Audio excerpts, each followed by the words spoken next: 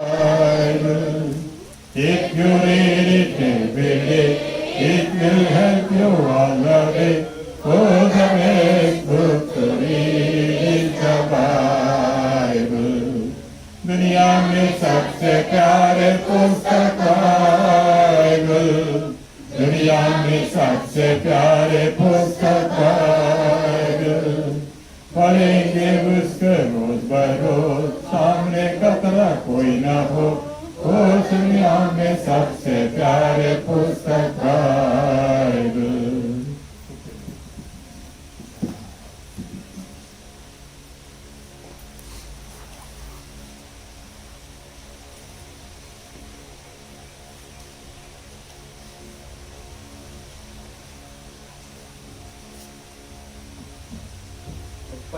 అధ్యాయం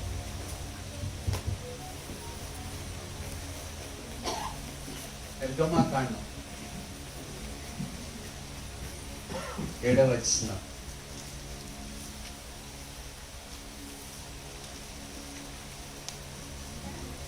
తెలుసోదమా నిర్గమకాండము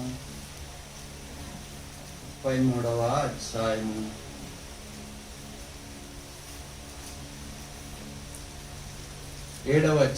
Exodus chapter 33, reading all together verse 7. నిర్గమం 33:7. అంతటా మోషే గుడారమును తీసి పాలెం వెలుపలికి వెళ్ళి పాలెమునకు దూరముగా దాటి వేసి దాని ప్రత్యక్ష గుడారమును పేరు పెట్టెను. యెహోవాను వెదికిన ప్రతి వాడును పాలెమునకు వెలుపలనున్న ప్రత్యక్ష గుడారమునకు వెళ్ళుచు వచ్చెను. మళ్ళా చూద్దాం. అంతటా మోషే గుడారమును తీసి పాలెం వెలుపలికి వెళ్ళి పాలెమునకు దూరముగా దాన్ని వేసి దాని ప్రత్యక్ష గుడారమును పేరు పెట్టెను. యెహోవాను వెదికిన ప్రతి వాడును పాలెమునకు వెలుపలున్న ప్రత్యక్ష గుడారమునకు వెళ్ళుచు వచ్చెను. మోషే గుడారమును తీసి పాలెం వెలుపలికి వెళ్ళి పాలెమునకు దూరముగా దాన్ని వేసెను. ప్రార్థన. ప్రేమగల తండ్రి, యేసుక్రీస్తు ప్రభువారి నామమును బట్టి స్తోత్రాలు. మమ్మల్ని ప్రేమించి యేసు ప్రభును మా కొరకే పంపించినందుకు స్తోత్రాలు. యేసుక్రీస్తు ప్రభువు మా అపరాధాలు మోసుకున్నాడు, మా రోగాలు మోసుకున్నాడు, మా శాపాలు భరించినాడు, మా వ్యసనాలు సహించినాడు, మా కొరకే నలగొట్టబడినాడు. ఆ యేసును బట్టి స్తుతించి ఘనపరుస్తున్నాం. ఆ యేసును ఆరాధించినట్లు మాకిచ్చిన తాళం కొరకే స్తోత్రాలు. మోషే గుడారం తీసి పాలెం వెలుపటి వేసినట్లు యెహోవాను వెదుకువారు వచ్చు వెళుచు నుండిరని రాయబడినట్లు ఇక్కడ వేయబడిన బెత్లెహేము ప్రార్థనా మందిరాన్ని బట్టి స్తోత్రాలు.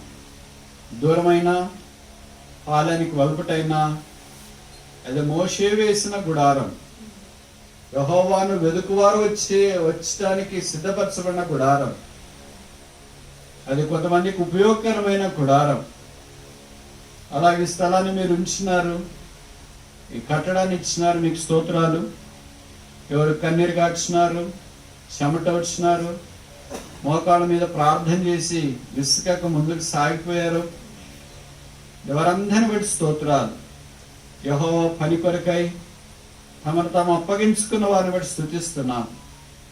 ప్రేమ ప్రయాసను బట్టి ఇది మీ రూపానికి తెచ్చినందుకు వందనాలు చెల్లిస్తున్నాం. మీ వాక్యము చేత, మీ రక్తము చేత ప్రతిష్ఠించి పరిశుద్ధపరచండి. మీ నివాస స్థలముగా దీన్ని ఏర్పాటు చేయండి. యెహోవా పాదపీఠం అని రాయబడిన వాక్యము నెరవేర్చండి. యెహోవా లక్ష్యపెట్టు దేశము, ఆయన కనుదృష్టి సంవత్సర ఆరంభం నుండి అంతం వరకు దాని మీద ఉండును అన్నారు. మీ కనుదృష్టి, మీ హృదయము ఎల్లప్పుడూ ఆ మందిరం మీద ఉండును. ఆయన దాన్ని పరిశుద్ధపరుచున్నాడని రాయబడిన మాట ఈ మందిర విషయంలో కూడా నెరవేర్చండి. బెత్లెహేము అనేకులకు రొట్టెల ఇళ్ళగా ఉండినట్లు చేయండి. మోయాబులో నుండి ప్రజలు యూదాదేశ బెత్లెహేములోనికి వచ్చినట్లు చేయండి. రూతు లాంటి తీర్మానం కలిగిన వాళ్ళు నయోమిలాగా ఇష్టపడి రావటానికి పూనుకున్నవారు ప్రవాహం వలె యూదాదేశ బెత్లెహేము కొత్తరుగాక, బోయజును జూతురుగాక, పొలంలో పరిగి ఏరుకొందరుగాక, గవని ఎదుటి వారు బోయజ్ దగ్గర కలుసుకొందరుగాక, వారిలో నుండి లోకరక్షకుడు లోకానికి కనిపించును గాక, యేసుక్రీస్తు ప్రభు యొక్క సారూప్యం వారిలో ఏర్పడును గాక. ఈ కార్యం మీరు జరిగించి మహిమ తెచ్చుకోవాల్సిందిగా ప్రార్థన చేస్తున్నాం. కొంతమంది విశ్వాసులు ఆశీర్వాదం గారు, చంద్రశేఖర్ గారు, ఇతరులు కలిసి ఈ పనికి పూనుకున్నారు. మీకు వందనాలు చెల్లిస్తున్నాం. ఎంతో ప్రయాసము, ఎంతో కష్టము, ఎన్నో ఇబ్బందులు, ఎన్నో ఒడిదుడుకులు. ఈ పని మీద మీ ముద్ర వేయండి. ఇది తెరవబడిన గుమ్మముగా ఉంచండి. అక్కర కొద్ది మీరు సహాయం చేయండి. యెహోవా మంచివాడని ప్రజలు గుర్తించినట్లు చేయండి. ఈ కార్యం నూతనపరిచి మీ నామానికి మహిమ తెచ్చుకోవాల్సిందిగా ప్రార్థన చేస్తున్నాం. నేను మీ ప్రజల వద్ద ఉండటానికి అవకాశం ఇచ్చినారు, మీకు స్తోత్రాలు. వాతావరణం కూడా కొద్దిగా నెమ్మది పరిచినారు, వందనాలు.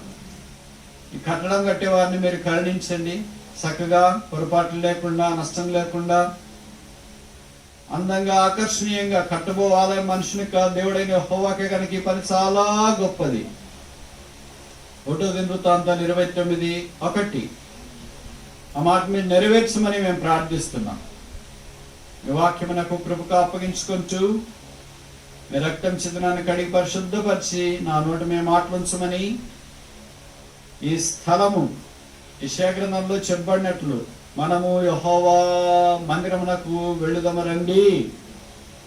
ఆయన యాకోబు త్రోవలు లేదా యాకోబు దేవుని యొద్దకు వెళ్ళుదము రండి. అక్కడ దేవుని యొక్క ధర్మశాస్త్రము వాక్యము వెదజల్లబడిన అన్నట్లు ప్రజల ప్రవాహం వల్ల వచ్చినట్లు చేయండి. రక్షణ లేని వారు రక్షణ పొందినట్లు చేయండి. రక్షణ పొందిన వారు క్షేమాభివృద్ధి కలిగించబడినట్లు మీరు చేయండి. మీకే స్తుతులు అర్పిస్తూ యేసు నామమున ప్రార్థిస్తున్నాము తండ్రి.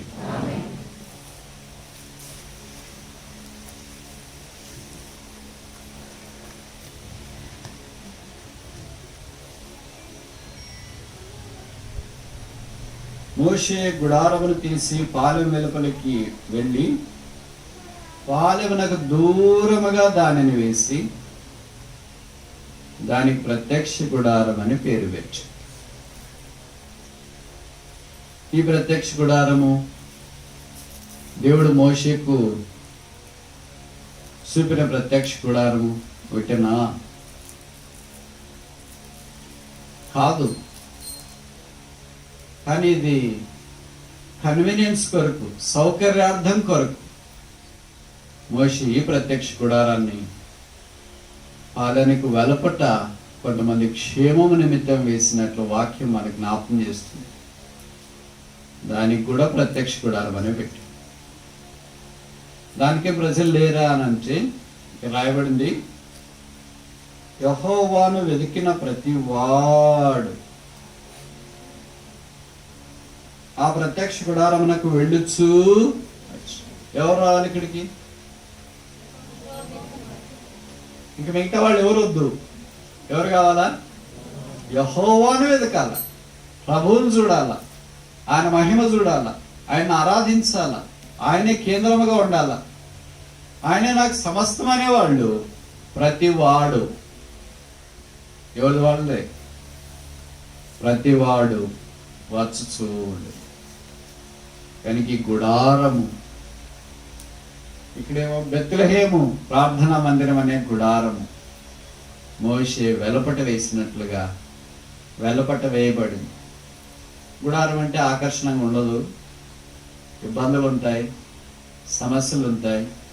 ఇప్పుడు మిడిల్ ఈస్ట్లో లాంటి గుడారాలు కాదు. వాళ్ళ గుడారాలు అంటే అన్ని సొఫిస్టికేటెడ్గా ఉంటాయి, ఏసీతో సహా, టాయిలెట్స్తో సహా, వాష్రూమ్తో సహా, ఇండోర్ స్టేడియంస్తో సహా. ఆ గుడారాలు కాదు మన గుడారాలు. కనుక బెత్లెహేం అనే రొట్టెల ఇంట్లో ప్రజలు ఆశీర్వాదించబడే స్థానంలోనికి రావాలని దేవుని యొక్క ఉద్దేశం. మీరు అనుమతిస్తే గుడారమే జ్ఞాపం చేస్తుంది. 5 సంగతులు చెప్పి మనం బలలో పాలు పొందడానికి ప్రయత్నం చేస్తాం. మొదటిది ఆదికాండం 18వ అధ్యాయం మొదటి వచనం. ఆదికాండం 18వ అధ్యాయం మొదటి వచనం.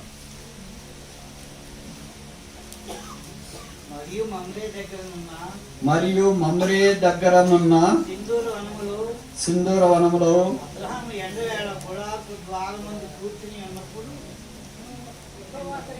ఇంపార్టెంట్ పాయింట్ మర్చిపోతారు. యెహోవా అతనికి కనబడెను. కనుక ఈ గుడారానికి పేరు ఏంటంటే యెహోవా కనబడే గుడారం, యెహోవా ప్రత్యక్షమయ్యే గుడారం, యెహోవా మాట్లాడే గుడారం. ఇంకో మాటలో చెప్పాలంటే యెహోవా వచ్చే గుడారం. అబ్రహాం యెహోవా దగ్గరికి వెళ్ళలేదు. దేవుడు ఎవరి దగ్గరికి వచ్చినాడు? అబ్రహాం దగ్గర. మనం దేవుడి దగ్గరికి ఎలాగెడతాం? ఎక్కడైనా వెళతాం. ఈ మనుషుడు, ఇంత 5 అడుగుల మనుషుడు, ఆకాశ మహాకాశాలు పడసాలని దేవుడి దగ్గరికి ఎక్కడికి వెళ్తాం? అందుకే లూకా 19:10 చెప్పబడింది, నశించిన దానిని వెదకి రక్షించుటకు మనిషి కుమారుని దగ్గరికి ఈ పాపి వెళ్ళెను అని రాశారా? ఏం రాశారు? ఈ లోకమునకు. It's he who has taken initiation to save us. మనల్ని రక్షించడానికి, మనల్ని ఎదగటానికి, మనల్ని బాగు చేయడానికి ఆయనే మొదట అడుగు వేశారు. మొదట ఆయనే తీర్మానం చేశారు. మొదట ఆయనే ఆలోచించింది. అందుకే మానవుడిగా ఆయన భూమి మీదకి దిగవచ్చు. అబ్రహాము ప్రత్యక్షమైన దేవుడు, మహిమగల దేవుడిగా ప్రత్యక్షమయ్యాడు. ఎండవేడిలో ప్రత్యక్షమయ్యాడు, కనపడినాడు. ఈ మాట పాత నిబంధనలో చాలా అందంగా ఉంటుంది. మనకు కూడా కొత్త నిబంధనలు ఎలాగుంటే ఎంత బాగుంటుందో నేను అనుకునేవాడిని. కానీ కొత్త నిబంధనలు వాళ్ళకంటే మనకి యేసుక్రీస్తు ప్రభువులో దేవుడు తను ప్రత్యక్షపరచు. సో యాకోబుని గురించి ఒక మాట చెప్పబడింది కదా, 35 ఆదికాండం 35వ అధ్యాయం.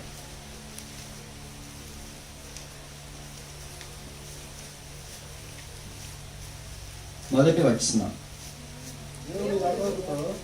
నీవు లేచి బేతేలునకు వెళ్ళి అక్కడ నివసించి నీ సహోదరుడు ఏసావు ఎదుట నుండి నీవు పారిపోయినప్పుడు నీకు కనబడిన చాలు. ఏ దేవుడు? ఎలాంటి అందమైన పదాలు కదా ఇవి. నీకు కనబడిన దేవుడు.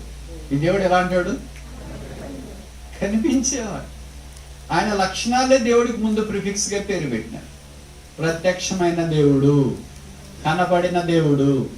యాకోబు తర్వాత అంటే శ్రమ దినమందు ఉత్తరం ఇచ్చిన దేవుడు. కనుక మనం ఎలాంటి దేవుని సేవించడానికి వచ్చామంటే కనబడని కాదు, కనబడే దేవుణ్ణి. ఎలాంటి దేవుని సేవించడానికి వచ్చామంటే ప్రత్యక్షము కాని దేవుణ్ణి కాదు, ప్రత్యక్షమయ్యే దేవుడు. ఎలాంటి దేవుని సేవించడానికి వచ్చామంటే శ్రమ దినమందు ఉత్తరం ఇకుండా ముఖం చాటేసుకునే మనుషులు లాంటి వాడిని కాదు, శ్రమ దినమందు. కనుక ఈ దేవుడు మన కొరకై సదాకాలము దేవుడిగా ఉన్నాడు. అందుకే ఆయన మనల్ని ప్రేమించి శిలువ మీదకి వెళ్ళి తల మీద ముళ్ళకిరీచం, ముఖం మీద ఉమ్మి, చేతుల్లో మేకులు, దేహమంతా కూడా దెబ్బలు, ప్రక్కలో బల్లెపోచు, కాళ్ళలో మేకులు, శిలువలో వేలాడుతూ రక్తము కారునంతగా మన కొరకు ఆయన శ్రమ పొంది రక్తము కార్చి చనిపోయి సమాధి చేయబడి తిరిగి 3వ దినాన లేచి ఆయన పరలోక స్థలాల్లో మహామహుని చెంత ఇప్పుడు ఆసీనుడై ఉన్నాడు. ఆ దేవుడు మనల్ని కొత్త నిబంధనలో పరిశుద్ధాత్మ ద్వారా సంఘయుగములో దర్శిస్తూనే ఉన్నాడు. పాత నిబంధనలో భక్తులకు అలా కనబడినాడు, అలా మాట్లాడినాడు. ఇప్పుడైతే హెబ్రీ 1:1 నానా విధములుగా మన పితరులతో మాట్లాడిన దేవుడు ఈ అంతకాలమందు తన కుమారుని ద్వారా మనతో మాటలాడెను. తనకి మొదట మనకి ఏ జ్ఞాపకం చేయబడుతుంది? ఆదికాండం 18 గుడారం అనే దగ్గర మోషే గుడారం తీసి పాలెం వెలుపట వేసి దానికి ప్రత్యక్ష గుడారం అని పేరు పెట్టు. గుడారం దగ్గరికి ఎవరు వచ్చినారు? దేవుడు. ఎవరు రాకపోయినా పర్లేదు, ఆయన ఒక్కడు ఉంటే చాలు. ఎవరైనా లీడ్ చేస్తాడా, వాకింగ్ చేస్తాడా, పాట అయ్యో బ్రదర్ ఎలా బ్రదర్ అంటే ఆయన ఒక్కడే. ఎంత రమ్యంగా రాయబడింది 18వ అధ్యాయం, ఆదికాండం 18వ అధ్యాయం 1వ వచనం. మరియు మమ్రే దగ్గరనున్న సింధూర వనములో అబ్రహాము ఎండవేళ గుడారపు ద్వారమునకు కూర్చున్నప్పుడు యెహోవా అతనికి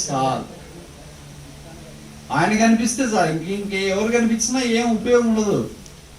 మనుషులు కనిపిస్తే ఇంకా లేనిపోయిన సమస్యలే మనకు చుడతారేమో కానీ, నిందిస్తారేమో, అవమానపరుస్తారేమో, బాధపరుస్తారేమో కానీ ఆయన కనపడితే 17వ అధ్యాయం మత్తయి సువార్తలో కొండ మీద, రూపాంతర కొండ మీద యేసు తప్ప వారికి ఎవరును they saw no man save Jesus.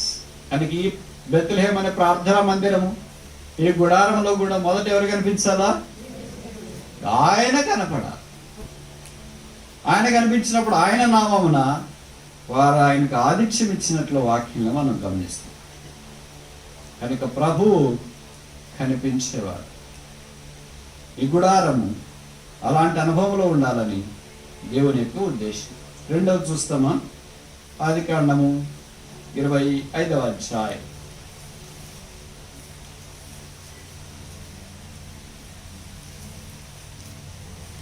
26వ వచనం, 27 కూడా.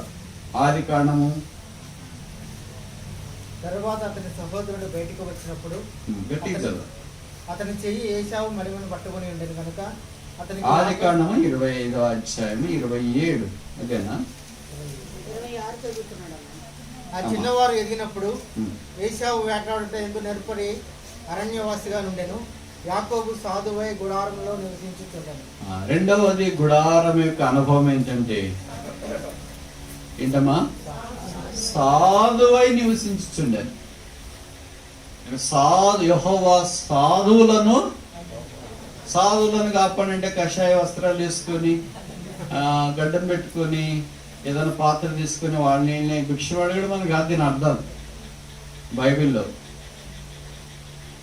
తగ్గింపు ఉన్న వారిని, దీనులను ఆయన కాపాడు. ఆయన దీనులను లక్ష్యంతో అలంకరిస్తాడు.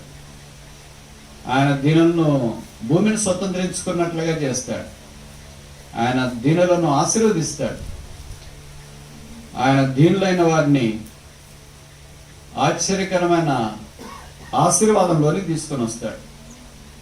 కనుక మన హృదయంతరంగమైన జీవితం ఏంటంటే యాకోబు సాధులై.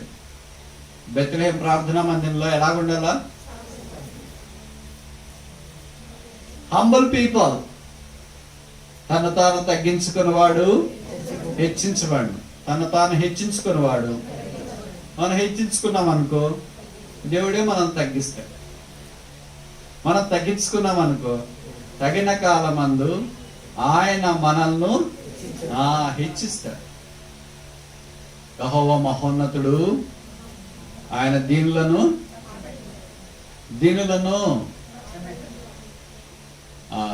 గరిష్ఠులను బాగుగా దూరం నుండి చూస్తారంట. వాళ్ళు ఎలాంటి వాళ్ళు గరిష్ఠులు, ఎలాంటి వాళ్ళు దీనులు అని. కానీ ప్రభు బల దగ్గరికి వచ్చినప్పుడు ఆయన దీనుడు కదా. 11వ అధ్యాయం మత్తయి సువార్తలో చెప్పాడు, నేను సాత్వికుడను, దీన మనస్సు గలవాడు. ఆయన హంబుల్ కనుక మనల్ని కూడా హంబుల్ గా ఉండమని కోరుతున్నాడు. మనం ఏమంటే నీకంటూ హంబుల్గా ఉంటే నీకు చెల్లిపోయింది, కానీ మాకు ఎలాగుంటే అలాగే వెళ్ళిపోద్ది, మేము కొద్దిగా హంబుల్గా ఉంటానికి కుదరదు అని మనం దేవుడితో పోటాడుతూ ఉంటాం. మేము కొద్దిగా ప్రౌడ్గా ఉండాలా, హార్ష్గా ఉండాలా, స్ట్రాంగ్గా ఉండాలా అని మనం అనుకుంటూ ఉంటాం. ప్రభు అన్నాడు, నేను ఎలాగున్నాను మీరును అలాగే దీనులుగా ఉన్నాం. కనుక దీన మనస్సు కలిగి మనం ప్రభు కొరకు ఉండాలని దేవుడు కోరుతున్నాడు. ప్రభు బల దగ్గరికి వచ్చినప్పుడు ఆయన దీనుడిగా సిలువలో వేలాడదీయబడ్డాడు. మనం ఎన్నిసార్లు మనల్ని అలాగే సిలువ వేసించడానికి వాడని ఏమనంటాం? వదలొద్దు సార్, నీకు అర్థం ఒక్క 5 నిమిషాలు వదలు. ఏం చేయాలి? ప్రభుని అలాగే అన్నారు. ఏమని? నువ్వు రక్షకుడు అయితే దిగిరా, నిన్ను నీవు రక్షించుకో, మమ్మల్ని కూడా మనమైతే ఏమంటాం, వాళ్ళ మాటల కొరకైనా నన్ను దించు ప్రభా, తర్వాత మళ్ళీ ఇంకోసారి ఎక్కుతాను కావాలంటే. ఆయన బైబిల్లో రాయబడింది, ఆయన అవమానమును సహించి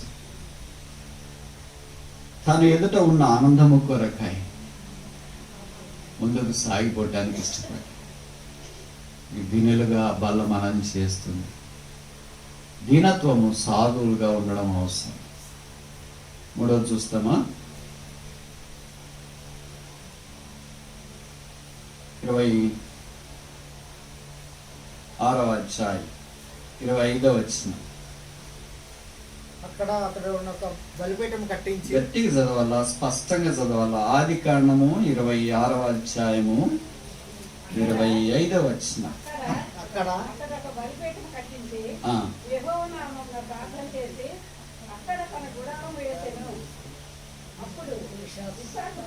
అక్కడ తన గుడారం వేసి,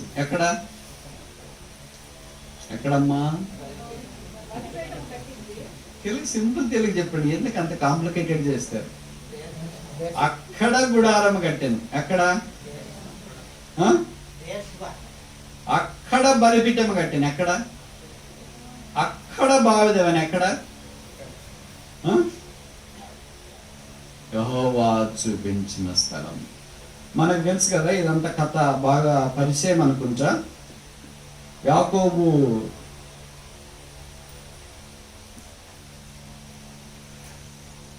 అబ్రహాము ఇస్సాకుల యొక్క చరిత్ర ఇక్కడ మనకు తెలుసు.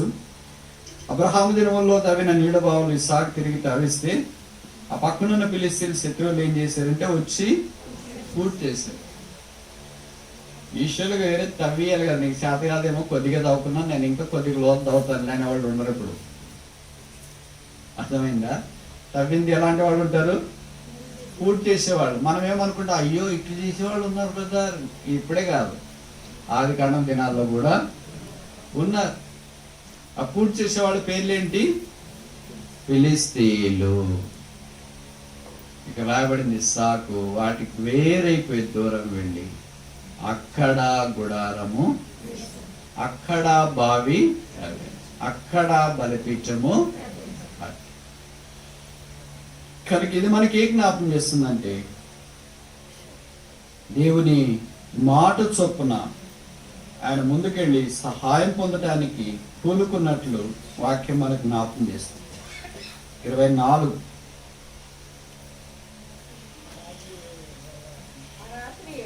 ఆ రాత్రియే చాలు. ఎప్పుడు? ఎవరు ప్రత్యక్షమయ్యారు? ఈ మాటలన్నీ చదువుతున్నప్పుడు హృదయం అంతా పులికించిపోతుంది. నన్ను గురించి కూడా ఇలాగ రాసింది ఎంత బాగుండు. బహుశా మన పాత నిబంధనలు ఈ మాటలని పులికించిపోతాయి. కొత్త నిబంధనలు యేసుప్రభువే మనకు ప్రత్యక్షమయ్యాయి. అదే మనకు బల రూపంలో ఇవ్వబడింది ప్రతి ఆదివారం. వారు బేర్షెబా దగ్గరికి వచ్చినప్పుడు ఆ రాత్రి యెహోవా కనుక ప్రత్యక్షమయ్యాడు. కనుక ఆ స్థలంలో బలిపీఠం కట్టాడు, ఆ స్థలంలో గుడారం వేసాడు, ఆ స్థలంలో యెహోవా ప్రత్యక్షమయ్యే స్థలం. కొత్త నిబంధనలో యేసుక్రీస్తు ప్రభువారు మన కొరకు శిలువలో ప్రత్యక్షపరచబడి బల్ల సిద్ధం చేస్తారు. కనుక ఇది దేవుని యొక్క సహాయాన్ని మనకు తెలియచేస్తుంది. 4 చూస్తామా? నిర్గమాకాండం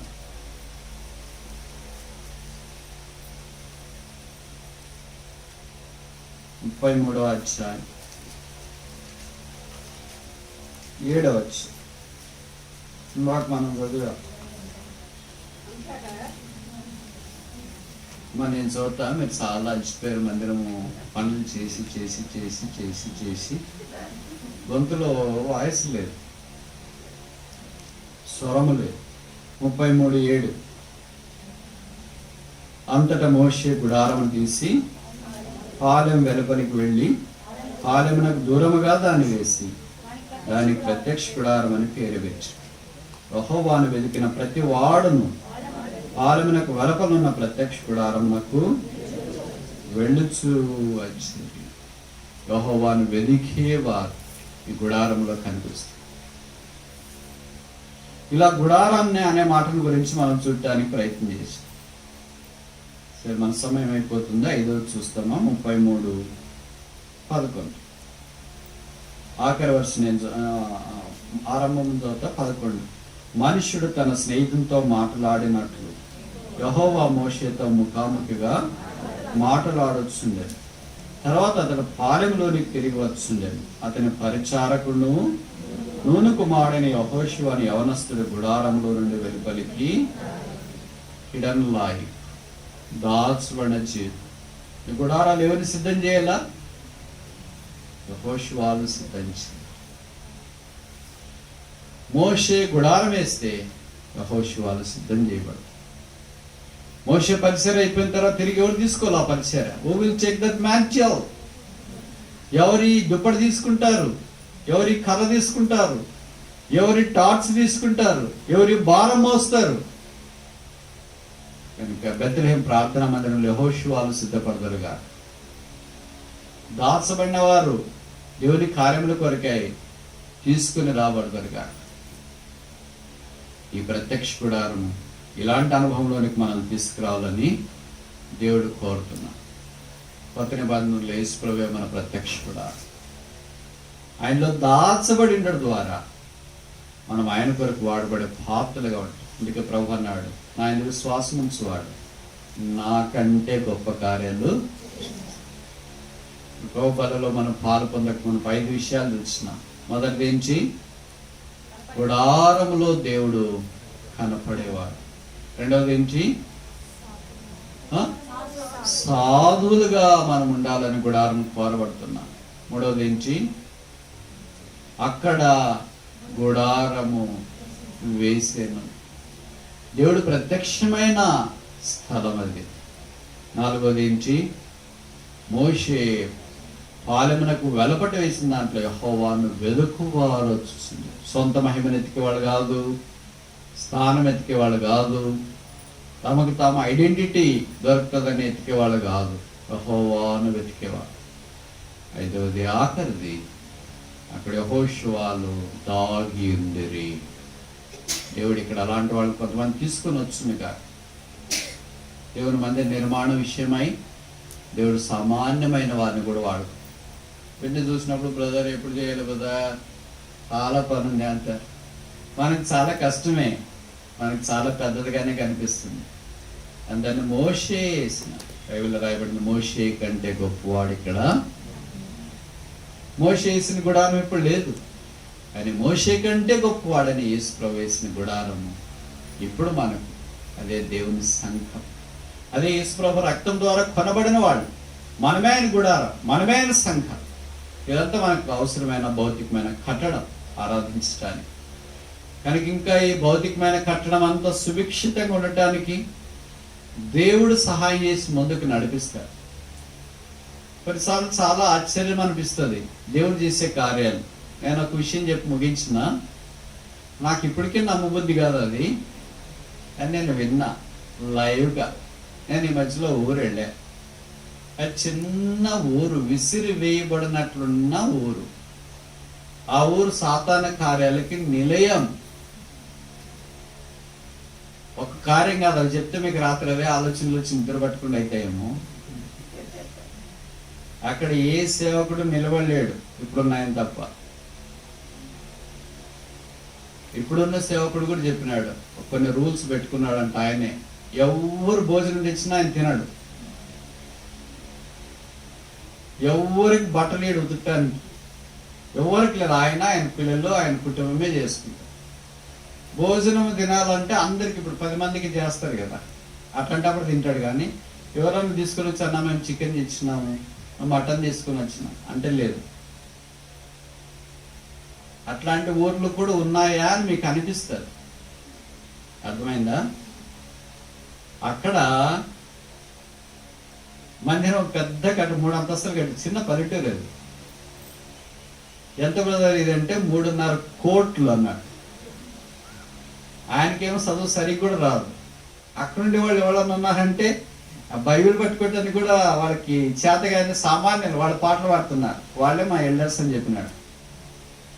నేను ఆశ్చర్య 3.5 కోట్లు పెట్టి 3 అంతస్తులు కట్టినారు, ఇంకా 1.5 కోటి పని ఉందంట. ఏంటి బ్రదర్ కోట్లు నోట్లు మాట్లాడుతున్నాను, లక్షలు మాట్లాడటానికి తలప్రాణం తోక్కొస్తూ ఇలాంటి పంట పొలాలు ఇంతెంత సంపాదించిన వాళ్ళ దగ్గరే లక్షలకే కన్నీళ్ళు వస్తుంది. నాకు ఆసక్తి ఎక్కువ. అడిగాను ఎట్లా బ్రదర్ అంటే చెప్పినాడు, కానీ నాకేం మరి శాత కాదు, నమ్మట్లేదు. వాళ్ళ దగ్గర ఉండేవాళ్ళు, ఇప్పుడు మీరంతా బైబిల్ చదువుతారు కదా, వాళ్ళ దగ్గర ఉండేవాళ్ళు బైబిల్ కూడా చదవటానికి రానాడు ఒక 200 మంది దాకా ఉంటారు. లోకములో ఎవరు చేయని బేస్ వర్క్ అంటే చీప్ పని వాళ్ళు చేస్తారు. మీలో చాలా మంది పల్లెటూరు వాళ్ళు ఉంటారు, ఇప్పుడు లేదనుకుంటుంది, ఉందో లేదో తెలియదు నాకు. ఒక 20 ఏళ్ళ క్రితం అట్లా ఇళ్లలోకి కొంతమంది ఊర్లో కొంతమంది వీధుల్లోకి వచ్చేవాడు. గ్రామాల్లో స్త్రీలు దూకుంటారు కదా, దూకున్నప్పుడు వెంట్రుకలు కొన్ని రాలిపోతాయి కదా, వాటిని అన్నిటిని చుట్టి ఎక్కడైనా పెట్టుకునేవాళ్ళు. ఒక పెద్ద ఉంటాయి తర్వాత ఎవరైనా అమ్మ వెంట్రుకలు వెంట్రుకలు వెంట్రుకలు అని అడుగుతా వస్తే వాళ్ళకి వీళ్ళు వెంట్రుకలు ఇస్తే వాళ్ళు పిన్నెలు ఇస్తారు. సో ఇదేంటి జడలో పెట్టుకునే పిన్నెలు, కుచ్చుకునే పిన్నెలు, ఇవి పిన్నెలు ఇస్తారు. అలాగే పిన్నెలు అమ్మి వెంట్రుకలు తీసుకునేది వాళ్ళ వృత్తి. నెలలో ఒకసారి బయటికి పోతారు, 15 రోజుల్లో నెల తర్వాత తిరిగి వస్తారంట. ఒక్కొక్కళ్ళు ₹1,00,000 తక్కువ లేకుండా వేస్తారంట భాగం. ఏం ఉద్యోగాలమ్మా? పరిమళ కాదు, టీచర్లు కాదు. ఇది నేను ఇప్పటికీ నమ్మలేకపోతున్నా, నాకు తెలియదు. ఇది 3.5 కోట్లు మీకు ఎట్లా వచ్చినాయి అని అంటే వెంట్రుకలు అమ్ముకునే వాళ్ళు. ఎట్లేదు నమ్మాలా అని చెప్పినాడు అందరు ఎదురుగే సేవకులు. ఇలాగ సుమారు 15-20 మంది దాకా ఇదే పని చేస్తుంటారు. వాళ్ళు వెళ్తారు, భర్త భార్య ఇద్దరు కలిసి వస్తారు. పల్లెటూరులో మీకు తెలుసు కదా, ఇప్పుడు మీకు లేదనుకుంటా, మేము చిన్నపిల్లప్పుడు వచ్చేవాళ్ళు అట్లా అరుస్తా, అమ్మా వెంట్రుకలు మా వెంట్రుకలు వెంట్రుకలు వెంట్రుకలు అని అరుస్తా వస్తే మనం పెట్టిన ఎక్కువ వెంట్రుకలు తీసుకెళ్ళి ఇస్తే ఒక 4 పిల్లలు 5 పిల్లలు ఇస్తారు. ఇలాంటి వెంట్రుకలు కొని వచ్చి దాన్ని అమ్మి వారికి వచ్చిన దాంట్లో భాగం, ప్రభుకు భాగం అని మినిమం ₹1,00,000 అంట. తక్కువ అంటే 1,00,000 చేస్తారు. ఆ సేవకుడు ఎట్లా అంటాడు అంటే 1,00,000లోనే మాట్లాడతాడు, తక్కువే దిగుడు. ఎవరి చూడదు ఇంత పెద్ద పెద్ద జిల్లా కేంద్రాల్లో ఉన్నవాడు వేలాల గురించే మాట్లాడడానికి ఇబ్బంది పడుతుంటే ఆ చిన్న విసిరివేయమన్నట్లున్న ఊర్లో 1,00,000 గురించే మాట్లాడతాడు. 3.5 కోట్లు పెట్టి కట్టినారన్నా, ఇంకా 1.5 కోటి పని ఉంది, లిఫ్ట్ పెట్టినారు. పల్లెటూరులో లిఫ్ట్ అవసరమా? మీరు ఊహించండి, వాళ్ళు వెంట్రుకలు అమ్ముకునే వాళ్ళు ఎలాగ చేసినారు. కావాలంటే మీరు నన్ను కలవండి, అడ్రస్ ఇస్తే పోయిరండి. నా కళ్ళు నీళ్లు తిరిగినాయి. లక్షలు పెట్టి ఏదైనా పాకలు అది ఇది వేసుకోవటానికే మనం తంటాలు పడి ఏడ్చి ప్రాధేయపడి పోట్లాడుకొని ఎవరి వాళ్ళ దూరం అయిపోయి ఇన్ని కష్టాలు చేస్తున్నామే. 3.5 కోట్లు ఎట్లు పెట్టారు కదా. 3.5 కోట్లు పెట్టిన దాన్ని బట్టి ఆయన సంతోషంగా లేదు, ఇంకో 1.5 కోటి పని ఉంది అంటున్నాడు. నేను లోపల మనకు 1 కోటి ఇచ్చిన ఇలాంటివి ఎన్నో కట్టేస్తాం కదా. మనం లక్షల్లో మాట్లాడుకోవటానికి 10 లక్షలు 20 లక్షలు 30 లక్షలు అయింది రోజులు అంటే అప్పటి నుండి ఇక నేను పొరపాటును కూడా లక్షల్లో మాట్లాడకూడదు వాళ్ళని చెప్పేది వినాలా అని అనిపిస్తుంది. విషయం ఏంటంటే దేవుడు గొప్పవాడు. ఇలాంటి నాలాంటి వాళ్ళు చేయి చాపకపోయినా అలాంటి వాళ్ళు చాపుతారని మీరు ఎప్పుడైనా అనుకుంటారా? మనకి ఇంత ఉద్యోగాలు ఉంది, ఇంత బ్యాక్గ్రౌండ్ ఉండి, ఇంత పొలాలు ఉండి, ఇంత ఆస్తులు ఉండి, ఇన్నుండే చేయటానికి లేకపోతే వీధులెంబడి వాడిని ఏమంటారు తెలుసా మీకు? తెలుసా తెలీదా? ఏమంటారు? మీ ఊర్లో లేరా? ఊరికి వెలపట్టి ఉంటారు వాళ్ళు, గుడారాలు వేసుకొని. ఆ సంఘం విచిత్రమేమో తెలుసా, అంతా వాళ్ళే.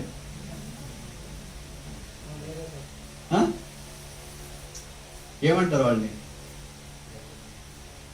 మీ కృష్ణ భాషలో చెప్పండి, ఏమంటారు? ఏమంటారు అమ్మా? జంగమా, జంగాల, అంత క్లాసిక్ నేమ్ కాదు. రాయలసీమలో ఏమంటారంటే బుడుబుడు కూరలు అంటారు. పూసలు అమ్మేది, వెంట్రుకలు అమ్మేది. ఇప్పటికి ట్రైన్లో పూసలు అమ్ముతుంటారు వాళ్ళు. కొద్దిగా అడ్వాన్స్ అయ్యారు, అందుకే పిన్నులు అమ్మేది పోయి పూసలు అమ్మే స్టేజ్కి వచ్చిన. వాళ్ళకి పర్మనెంట్ అడ్రస్ ఏమి ఉండదు, ఎక్కడ ఉంటారో వాళ్ళకే తెలియదు. ఏదో గుంపులు గుంపులు కొంతమంది ఉంటారు. వాళ్ళకి గవర్నమెంట్ చాలా ఇస్తుంటుంది, ఎస్టీ దానికి వస్తారు వాళ్ళు. బుడుబుడకు అంటారు. ఆ దేవుడు వారిలో కార్యం చేసినాడు, వారు రక్షించుకున్నారు. అప్పటి నుండి ఎక్కడికి వెళ్ళినా నాకు సిగ్గుపోతుంది.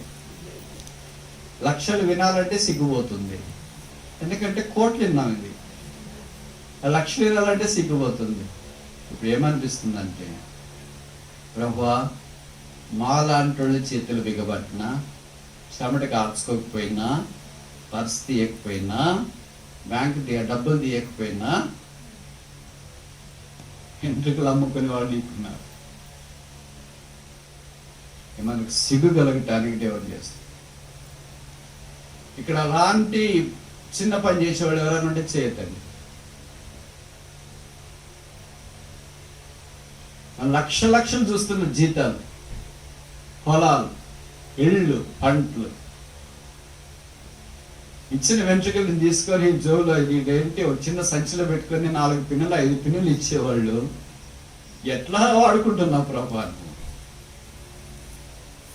కర్తవ్యాలే మనిషిని కాదు, దేవుడైన యెహోవాకి ఈ పని చాలా గొప్ప. 1 దినవృత్తాంతాలు 29 పక్కటి.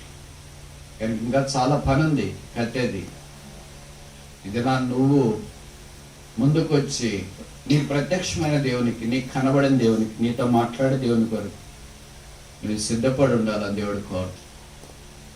లేకపోతే దేవుడు బుడుబుడుకులను పంపిస్తాడు.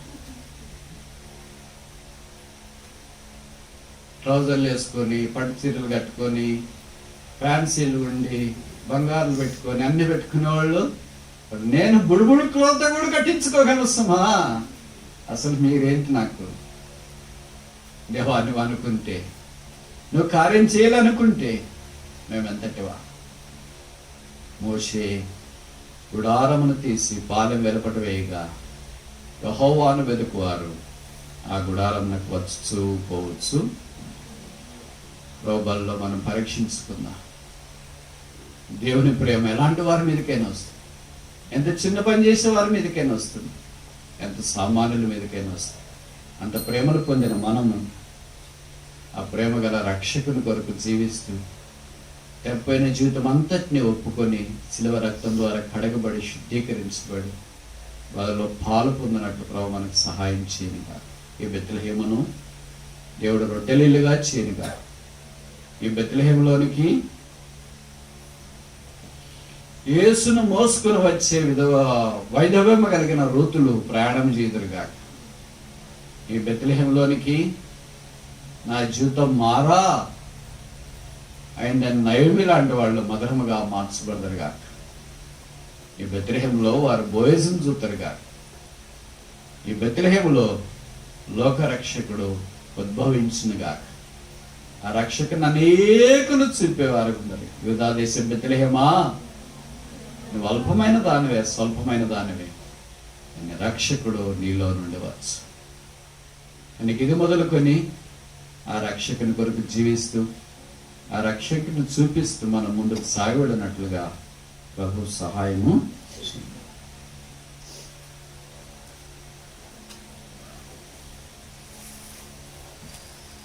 దయచేసి